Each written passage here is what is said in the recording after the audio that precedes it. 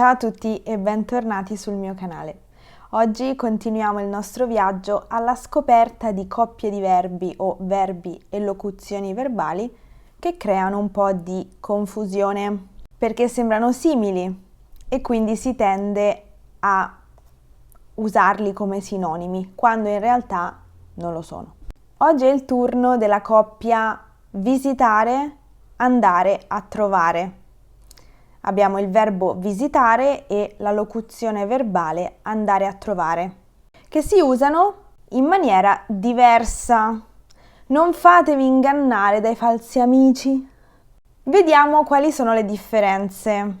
Ho fatto un piccolo schemino. Allora, iniziamo dal verbo visitare. Che cosa visito? Posso visitare un luogo, quindi una città, un museo, un paese, eccetera. Che cos'altro posso visitare? Posso visitare un sito web di un'azienda, posso visitare una pagina Facebook, un profilo Instagram, un canale YouTube. Se io fossi una dottoressa in medicina, potrei visitare i miei pazienti.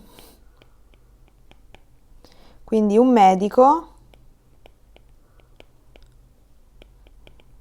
visita i pazienti. Va bene?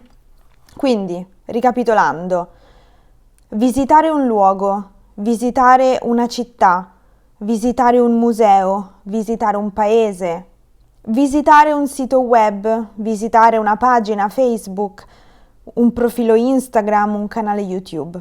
Se io fossi un medico, visiterei i miei pazienti. Quindi in questo caso visitare si può usare con una persona, ma è un contesto estremamente specifico. Questa persona è un paziente o una paziente e chi visita è un medico. Va bene?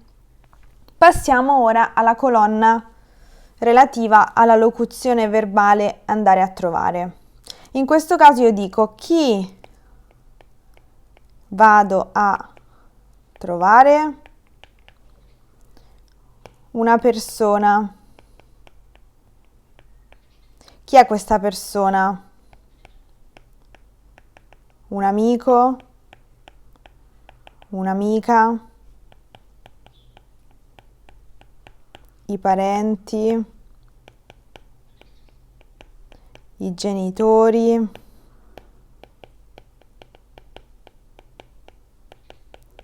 I vicini di casa? La signora del piano di sopra, eccetera, eccetera. Qualsiasi persona voi vogliate andare a trovare, la andate a trovare. C'è un'altra espressione che possiamo utilizzare in questo caso, che è fare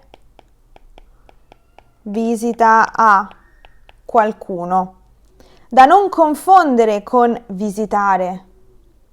Attenzione, è diversa dal verbo visitare, va bene?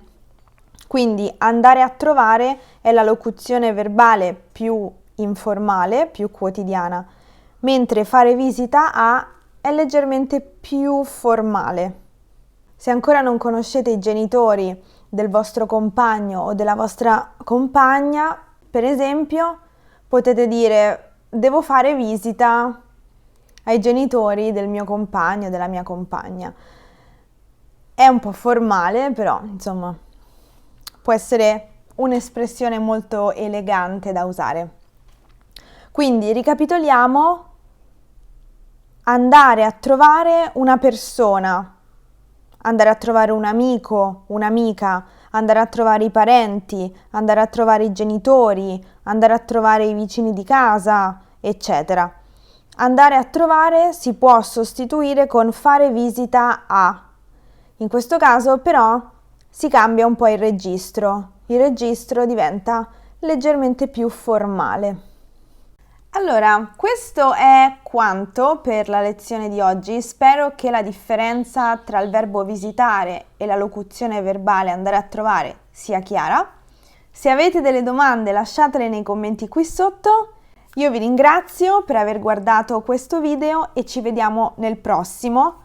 Se però volete continuare a studiare questi verbi un po' simili, vi consiglio di andare a vedere la playlist che ho creato con tutte le altre lezioni a riguardo. Grazie ancora e alla prossima! Ciao!